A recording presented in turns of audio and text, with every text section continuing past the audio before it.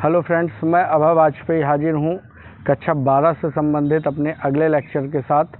आज हम लोग बात करेंगे कि जब कोई आवेशित कण किसी चुंबकीय क्षेत्र में प्रवेश करता है तो उस पर किस प्रकार का बल कार्यरत होता है, उस बल का फार्मूला क्या होगा, अर्थात उस बल का परिमाण हम किस फार्मूले की सहायता से ज्ञात करेंगे। तो सबसे पहले आप जानिए कि यदि आपका कोई चुंबकीय क्षेत्र है और चुंबकीय क्षेत्र में कोई भी आवेशित कण क्या करेगा, प्रवेश करेगा, तो उस आवेशित कण पर सदैव उस चुंबकीय क्षेत्र के द्वारा एक बल कार्य करता है। और इस बल के बारे में चूंकि सबसे पहले किसने बताया था, लॉरेंज ने बताया था, इसलिए इस बल को हम लोग क्या नाम देते हैं, लॉरेंज बल नाम देते हैं। अब लॉरेंज ने ये बताया था कि यदि आपका जो कण है उस पर आवेश कितना हो, क्यों हो, कण पर आवेश क्यों हो, कण का जो वेग है वो v है और कण जिस क्षेत्र में प्रवेश कर रहा है उस चुंबकीय क्षेत्र का मान क्या हो, b हो, तब आपका उस कण पर लगने वाला जो लॉरेंज बल F होता है वो किसके बराबर होता है, QVB के बराबर होता है। अब यहाँ पे Q, V और B ध्यान दीजिएगा, ये जो आपका बल है जो V है और ये जो B है, अर्थात चुंबकीय क्षेत्र और कण की जो वेग है वो सदैव एक दूसरे के लंबवत रहते हैं। तो लंबवत रहने पर ये फार्मूला आपका आता है। संबंधित चित्र आप बगल में अपने देख सकते हैं। तो यहाँ पे देखिए, वास्तव में ये जो आपका ये इस प्रकार से ये सेटअप आप समझ लीजिए 3D सेटअप। जैसे ये आपकी x एक्सिस हो गई, ये y एक्सिस हो गई, ये z एक्सिस हो गई। तो अगर यहाँ पर आपका जो चुंबकीय क्षेत्र है वो इस डायरेक्शन में है और आपका जो कण है वो इस तरफ v वेग से क्या है, गतिमान है, तो अगर चुंबकीय क्षेत्र इधर है, v वेग से इस ओर गतिमान है, तो उस पर जो बल F लगेगा वो सदैव इस तरफ, ये नीले वाला मार्कर जो है इसके ऊपर की ओर सदैव कार्यरत होगा।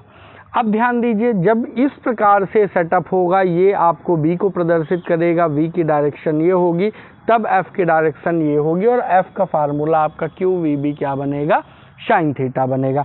अब यदि ये जो आपका कण है वो इस B के लंबवत, देखिए ये तीनों एक दूसरे के लंबवत हैं, अर्थात यदि कण जो है वो B से लंबवत मतलब 90 डिग्री का कोण बनाने के बजाय कुछ कम कोण पर गमन करने लगे, अब कोण कितना होगा ये तो हम ज्ञात नहीं कर सकते तुरंत, तो इस कोण को हम क्या मान लेंगे, थीटा मान लेंगे।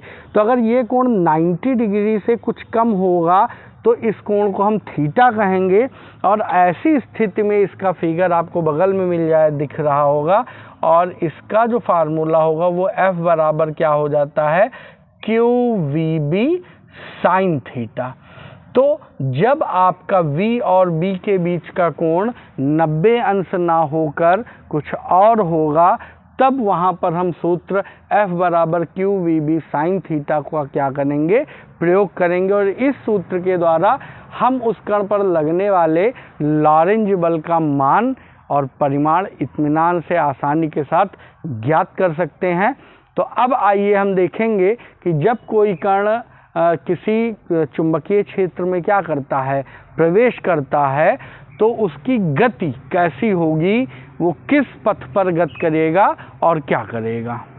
अब हम लोगों को हमारा जो अगला टॉपिक है वो है कि एक समान चुंबकीय क्षेत्र में आवेशित कण की गति, अर्थात जब कोई चुंबकीय क्षेत्र में कोई कण प्रवेश करेगा तो उस कण पर कितना बल लगेगा, उसकी गति कैसी होगी, हमें इसके बारे में अध्ययन करना है। तो सबसे पहले एक चीज़ आप ध्यान दीजिए कि यदि आपका कोई ये चुंबकीय क्षेत्र, जैसे आपका क्रॉस के द्वारा हमने चुंबकीय क्षेत्र प्रदर्शित किया है, और इस चुंबकीय क्षेत्र के समांतर यदि कोई कण क्या करता है, गतिमान होता है, तो जब कोई कण इनके समांतर प्रवेश करेगा, ध्यान दीजिए, जैसे चुंबकीय क्षेत्र की दिशा भी ये है, या चुंबकीय क्षेत्र की दिशा इधर से इधर है, और कण भी इधर से इधर ही गति कर रहा है। यह चुंबकीय क्षेत्र की दिशा इधर है और कण भी इधर से इधर जा रहा है। तो चुंबकीय क्षेत्र की दिशा के समांतर जब कण प्रवेश करेगा तो उसमें होगा क्या कि आपका जो कण है और ये जो चुंबकीय क्षेत्र है V और B के बीच का जो कोण होगा वो थीटा बराबर हो जाएगा 0 डिग्री। क्यों? इधर ही आपका B भी है और इधर ही आपका V है। कोण बनने के लिए इन दोनों का अलग डायरेक्शन में होना जरूरी है और जब ये दोनों समान डायरेक्शन में होंगे, काटेंगे इन्हें, तो इनके बीच का कोण थीटा बराबर क्या हो जाएगा?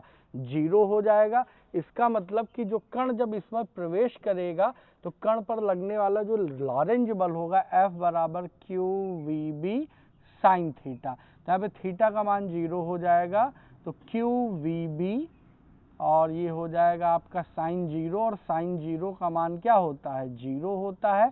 मल्टीप्लाई करने पर F बराबर हमें क्या प्राप्त हो जाएगा? 0। अब ध्यान दीजिए कि आपका कण इसके समांतर गति कर रहा है और उस पर किसी प्रकार का कोई बल कार्य कर ही नहीं रहा है। तो जब उस पर कोई बल कार्य करेगा नहीं तो जिस डायरेक्शन में गुजरा था उसी डायरेक्शन में वो सीधा निकल जाएगा। तो मतलब वो एक सरल रेखीय गति करता हुआ इस चुंबकीय क्षेत्र को पार कर जाएगा, उसकी गति पर किसी प्रकार का कोई प्रभाव नहीं पड़ेगा। तो ये बात कब हो गई? एक समान चुंबकीय क्षेत्र में आवेशित कण की गति, और जबकि यहाँ पे सब हेडिंग क्या पड़ेगी? जबकि कण चुंबकीय क्षेत्र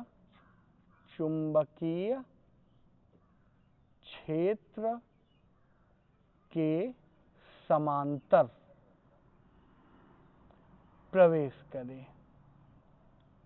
ये कह सकते हैं कि जब कण चुंबकीय क्षेत्र के समांतर प्रवेश करे तो उस समय लगने वाला बल क्या हो जाएगा? आप डिफाइन कर देंगे सीधा सा कि जब कण चुंबकीय क्षेत्र के समांतर प्रवेश करेगा तो ऐसी स्थिति में V और B के बीच में बनने वाला कोण थीटा क्या हो जाएगा? 0 हो जाएगा। थीटा जब आपका 0 हो जाएगा तो F बराबर QV साइन थीटा में मान रखने पर F का मान क्या प्राप्त होगा? 0। अब जब कण इधर जा रहा है, उस पर किसी प्रकार का कोई बल कार्य नहीं कर रहा, तो अपनी चाल से अपनी राह में अपने मार्ग पर अग्रसर रहेगा, चलता चला जाएगा। उसके मार्ग कोई परिवर्तन होगा, ना ही उसके वेग में किसी प्रकार का परिवर्तन होगा और ना ही उसकी दिशा में किसी प्रकार का परिवर्तन होगा। परिवर्तन कब होगा, अब हम लोग क्या करेंगे उसकी बात करेंगे। तो आइए देखते हैं क्या होगा आगे।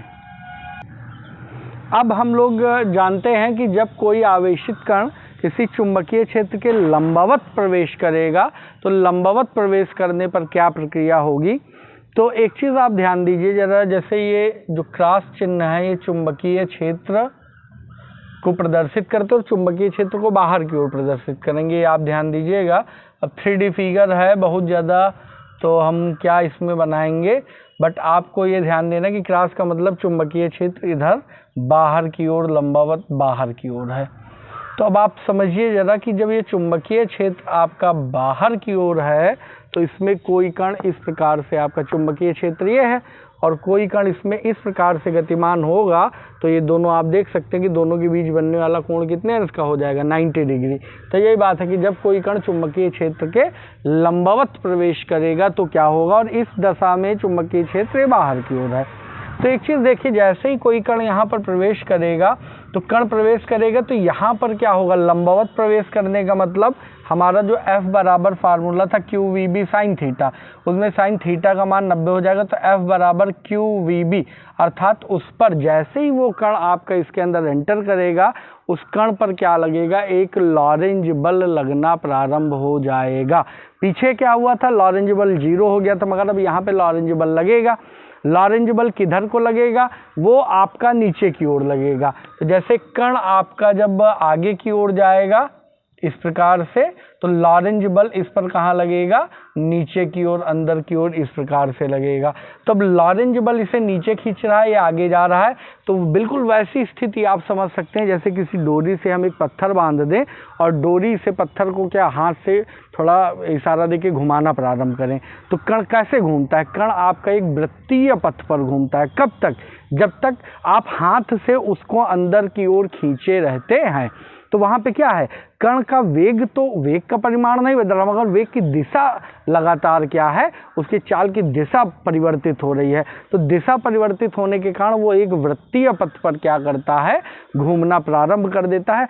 सेम उसी टाइप से जब यहाँ पर हम क्या करेंगे, ये आगे की ओर जाएगा और इस पर लॉरेंज बल अंदर की ओर लगेगा, तो इसकी डायरेक्शन कभी इधर फिर इधर फिर इधर फिर इधर, तो ये जो डायरेक्शन बनाएगी वो इसे एक वृत्तीय पथ पर क्या कर देगी, अग्रसर कर देगी। अर्थात ये जो हमारा आवेशित कण है वो एक वृत्तीय पथ पर क्या हो जाएगा, गतिमान हो जाएगा। तो इस प्रकार से इस पर v आपका इधर की ओर और बल F कहाँ लगेगा, अंदर की ओर। इस बिंदु पर आएगा तो v लगेगा इस ओर, बल F लगेगा अंदर की ओर। v किधर लगेगा, इस ओर, बल F लगेगा अंदर की ओर। तो ये आपका वृत्तीय पथ पर क्या हो जाता है, गतिमान हो जाता है। अब जब वृत्तीय पथ पर गतिमान होगा तो होगा क्या भाई, वृत्तीय पथ पर घूमने के लिए किसी भी कण को एक अभिकेंद्र बल चाहिए, तो वहाँ पर वो जो अभिकेंद्र बल किससे मिलेगा, इसे लॉरेंज बल से प्राप्त होगा। अर्थात कण पर लगने वाला अभिकेंद्र बल जिसे हम लोग क्या कहते हैं, mv²/r, यहाँ पे इसका यूज करेंगे तो ये जो बल होगा, ये बल F mv²/r, ये इस लॉरेंज बल F के क्या हो जाएगा, बराबर हो जाएगा।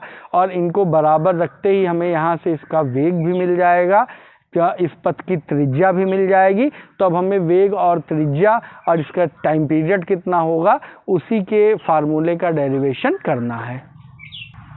अब आइए आगे समझते हैं। देखिए जो थोड़ी बहुत इससे संबंधित थ्योरी है वो आपको आपकी स्क्रीन पर लिखी मिल जाएगी, वीडियो पॉज करके आप नोट कर लीजिएगा।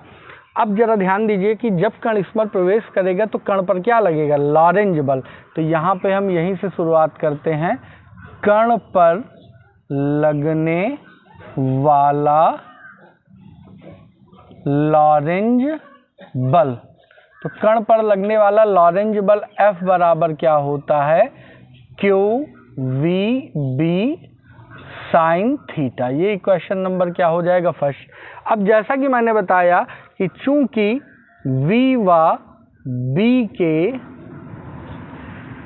बीच का कोण आपको सभी को मैंने बताया कि कोण कितना होगा, कोण थीटा बराबर क्या, 90 डिग्री। क्यों, क्योंकि आवेशित कण चुंबकीय क्षेत्र के लंबवत प्रवेश करता है। लंबवत का मतलब हुआ थीटा बराबर 90 डिग्री। तो इस अवस्था में क्या हो जाएगा, अतः समीकरण 1 से, तो मतलब समीकरण 1 में जब वैल्यू रखेंगे तो F बराबर हो जाएगा QVB और साइन हो जाएगा 90।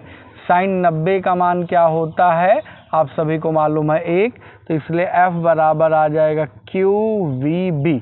इसे ही क्वेश्चन नंबर हम क्या कह देंगे, 2।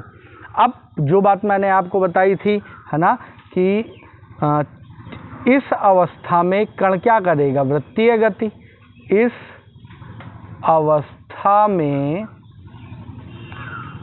कण वृत्तीय गति करेगा और आप सभी को मालूम है कि वृत्तीय गति कब करेगा, जब इसे आवश्यक अभिकेंद्र मिलेगा। तो वृत्तीय गति करेगा जिसके लिए आवश्यक अभिकेंद्र बल, जिसके लिए आवश्यक अभिकेंद्र बल, ये F बराबर क्या हो जाएगा, mv²/r। ये क्वेश्चन नंबर हो जाएगा 3। अब आप सभी को मैंने बताया कि ये अभिकेंद्र बल चूंकि किससे मिलता है, इस लॉरेंज बल से मिलता है, इसलिए इसका मान इसके बराबर होगा। तो चूंकि ये F क्या हो जाएगा, लॉरेंज, तो FL कर दीजिएगा। ये क्या हो जाएगा आपका अभिकेंद्र बल, तो सेंट्रीपिटल फोर्स बोलते थे, F से बोल दीजिएगा। तो डायरेक्ट मैं लिखे दे रहा हूँ, चूँकि FL इज इक्वल किसके हो जाएगा, FC के। क्यों, क्योंकि इसकी प्राप्ति ही इससे हो रही है, तो इसलिए क्या हो जाएगा, इनकी वैल्यूज़ रखिए, तो हो जाएगा Q into V into B is equal क्या हो जाएगा, mv²/r। तो यहाँ पे एक v, मतलब ये जो v की जो घात है उससे v कट जाएगा, r बटे में है, r गुणे में चला आएगा, q इंटू b गुणे में है तो ये चला जाएगा बटे में, तो यहाँ से हमें r बराबर मिल जाएगा m इंटू वी और अपॉन में क्या हो जाएगा q इंटू बी। तो ये हमारी क्या आ गई, ये हमारी आ गई त्रिज्या। किसकी त्रिज्या, ये जो वृत्तीय पथ पर घूम रहा है, जिस पथ पर आपका आवेशित कण घूम रहा है, ये उस वृत्तीय पथ की क्या हो गई त्रिज्या। अब वृत्तीय पथ की त्रिज्या का मान दूसरे पदों में यदि हम देखना चाहें तो यहाँ पे आप ध्यान दीजिए कि हमें मालूम है चूंकि गतिज ऊर्जा, आप ध्यान दीजिएगा गतिज ऊर्जा, तो गतिज ऊर्जा इसे हम लोग k से प्रदर्शित करते हैं। k बराबर क्या होता है, हाफ m v स्क्वायर। तो यहाँ से अगर v का मान आप निकाले तो कितना हो जाएगा, 2 इंटू k हो जाएगा, और मान v का चाहिए तो m चला आएगा बटे में बराबर v स्क्वायर, और अगर स्क्वायर हटाएंगे तो यहाँ पे स्क्वायर हटने पर इस पर क्या लग जाएगा, अंडर रूट। तो ये v का मान इस समीकरण नंबर हमने क्या दिया था 3, 4 में। तो समीकरण 4 में v का मान रखने पर, तो देखिए जैसे ही इस v का मान उठा के हम यहाँ पे रखेंगे तो r बराबर हमें क्या प्राप्त हो जाएगा, m, और v का मान हो जाएगा अंडर रूट 2k, और अपॉन में क्या हो जाएगा m, और होल अपॉन में क्या हो जाएगा q इंटू बी। तो देखिए m का मतलब होता है under root m into under root m। तो अगर इसे हम परिवर्तित कर दें m को under root m into under root m में, तो एक अंडर रूट m से एक अंडर रूट m कैंसिल हो जाएगा, और चूंकि दोनों पे रूट लगा हुआ है इसलिए r बराबर हमारा फार्मूला क्या हो जाएगा, ध्यान दीजिए ये हो जाएगा अंडर रूट 2km, और अपॉन में क्या हो जाएगा, आप ध्यान दीजिए ये हो जाएगा q इंटू बी। तो ये r का हमें एक दूसरा फार्मूला क्या होगा, प्राप्त हो जाएगा। तो इस प्रकार से ये तो आपकी क्या आ गई त्रिज्या। और दूसरा अगर ध्यान दीजिए यहीं से हमें इसका वेग निकालना हो तो v बराबर क्या हो जाएगा, q इंटू बी चला जाएगा ऊपर, m चला जाएगा नीचे, तो v बराबर आपका आ जाएगा q b इंटू आर, और अपॉन में क्या हो जाएगा, m हो जाएगा। देखिएगा आपका जो ये k है, अब k के पदों में तो ये हो गया, k के पदों में क्या हो गया 2k upon m, sorry 2km upon में q इंटू क्या हो गया b। अब आपको मालूम है कि k बराबर क्या होता है, q इंटू v, ठीक। तो चूंकि k बराबर q इंटू v होता, तो अगर इस वैल्यू को हम यहाँ पे रख दें तो r बराबर हो जाएगा अंडर रूट 2, और k की जगह हो जाएगा q इंटू v, और अपॉन में क्या हो जाएगा m, और होल अपॉन में क्या है आपका q इंटू क्या लिखा हुआ है b। तो अगर इस q को हम अंडर रूट में बदल दें, ध्यान रखिएगा, तो q को अंडर रूट में बदलने पर ये हो जाएगा 2qvm, और अपॉन में हो जाएगा अंडर रूट q और अंडर रूट q, और इस साथ में क्या हो जाएगा b। तो एक q से एक q क्या हो जाएगा, कैंसिल। अब चूंकि दोनों पे रूट है तो इसे हम लोग क्या लिख सकते हैं, ज़रा ध्यान दीजिए, इसे हम लोग लिख सकते हैं अंडर रूट 2vm, और अपॉन में क्या हो जाएगा q, और 1/b यहाँ पे क्या आ जाएगा, बाहर आ जाएगा। तो इस प्रकार से r का एक अन्य फार्मूला क्या हो जाएगा 1/b, और अंडर रूट हो जाएगा 2v अपॉन m, और होल अपॉन में क्या आ जाएगा q। तो इस प्रकार से इस फार्मूले की सहायता से हम इस वृत्तीय पथ की त्रिज्या भी निकाल सकते हैं।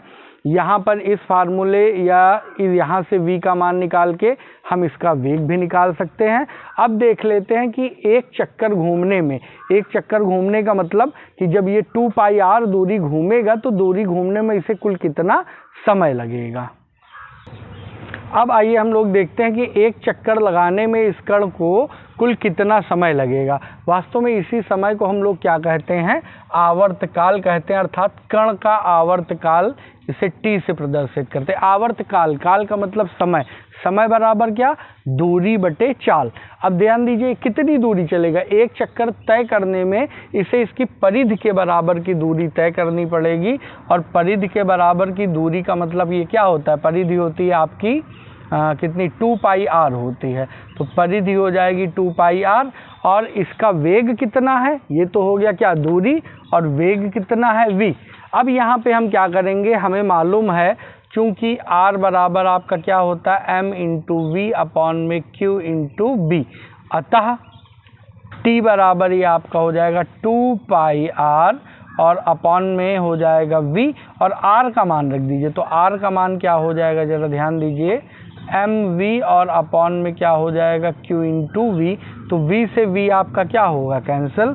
तो t बराबर आ जाएगा 2 पाई m और अपॉन में क्या हो जाएगा q इंटू वी। अब यहाँ पे एक सूत्र आप और ज्ञात कर सकते हैं कि कण की आवृत्ति क्या होगी। आवृत्ति मतलब 1 सेकंड में लगाए गए चक्करों की संख्या। तो कण की आवृत्ति, वास्तव में कण की जो आवृत्ति होती है n या f से प्रदर्शित की जाती है और ये बराबर होती है 1/t के।